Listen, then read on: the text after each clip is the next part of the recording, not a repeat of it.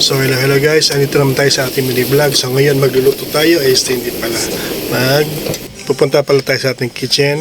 Gagawa tayo ng ating chili garlic sauce. So ayan guys, yan yung mga ricados ng ating chili garlic sauce. Yung garlic, yung chili flakes, yung oil, oyster sauce, tapos yan guys, binibla natin yung ating garlic para maging garlic flake siya.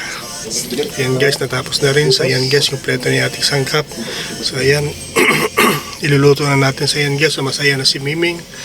So ayan guys, ginigisa natin ang ating bay leaf. So yan palang bay leaf guys, is isa sa ating aromatics. Guys, habang ginigisa natin, ayan guys, natapos na, tinatanggal na natin. So ayan, natapos na. Ayan, nilagyan na natin yung ating garlic, fresh garlic. So ayan guys, naluto na siya, biniblend ko, mekos mix lang, lalalala. Ayan guys, natapos din. Maya ilalagay na natin yung ating soy sauce tsaka oyster sauce. So ayan guys, sa ilang minuto na pagluluto, ayan, ilalagay na natin yung ating soy sauce.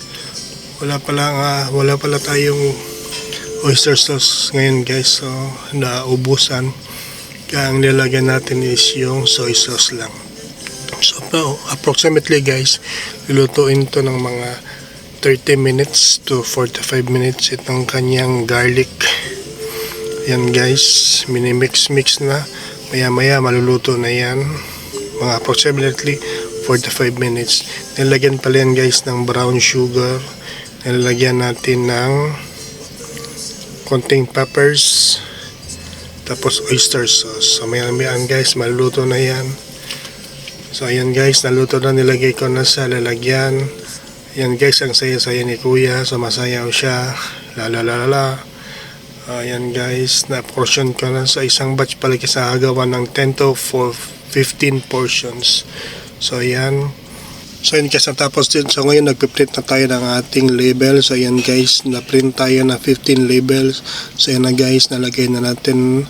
So maraming salamat guys sa panonood. Please like, subscribe, and follow my page for more videos to come.